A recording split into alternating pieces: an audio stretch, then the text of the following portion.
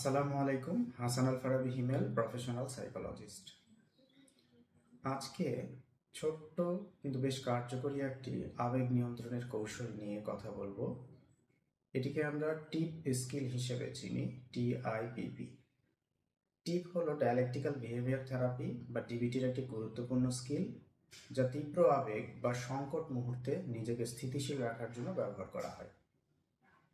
টিপ হলো 4টি কৌশলের সংক্ষিপ্ত রূপ। টি ফর টেম্পারেচার, তাপমাত্রা পরিবর্তনের মাধ্যমে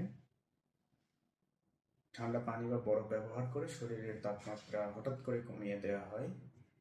এতে শরীরের ভেতরের ডাইভ রিফ্লেক্স সক্রিয় হয়ে ওঠে, যা হৃদস্পন্দন কমিয়ে দেয় এবং স্নায়বিক উত্তেজনাকে হ্রাস করে। উদাহরণ হিসেবে ঠান্ডা পানিতে মুখ ধোয়া, বরফের প্যাক গালে বা চোখের নিচে চেপে ধরা। আই ফর ইন্টেন্স এক্সারসাইজ, তীব্র ব্যায়াম। শরীরচর্চা বা ব্যায়ামের মাধ্যমে শরীরের মধ্যে সঞ্চিত উত্তেজনা বা এনার্জি বের করে দেওয়া হয়, যা মানসিক ভারসাম্য ফিরিয়ে আনতে সাহায্য করে। যেমন দ্রুত হাঁটা, জগিং, স্কিপিং, পুশ আপ ইত্যাদি।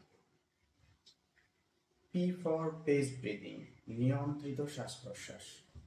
ধীরে ধীরে এবং নিয়মমাফিক শ্বাস প্রশ্বাস নেওয়া এবং ছাড়া। এতে নার্ভাস সিস্টেম শান্ত হয় এবং ঘাবড়ে যাওয়ার অনুভূতি কমে যায়। যেমন প্রতি 4 সেকেন্ড ধরে শ্বাস নেওয়া, কিছুক্ষণ ধরে রাখা এবং সেটিকে ধীরে ধীরে 6 সেকেন্ডে ছেড়ে দেওয়ার চর্চা করা। P for progressive muscle relaxation বা পেশি শিথিলীকরণ। পেশি শক্ত করে ধরে আবার ধীরে ধীরে ছাড়ার মাধ্যমে শরীর এবং মন উভয়ই শিথিল হয়। যেমন হাত, কাঁধ, পা, শরীরের প্রত্যেকটি অংশ আলাদা আলাদা করে শক্ত করা এবং শিথিল করার মাধ্যম দিয়ে যে শিথিলায়ন বা আরামের অনুভূতি আসে সেটিকে নেয়া।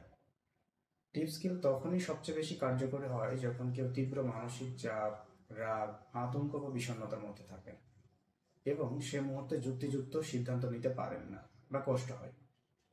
ধন্যবাদ সবাইকে।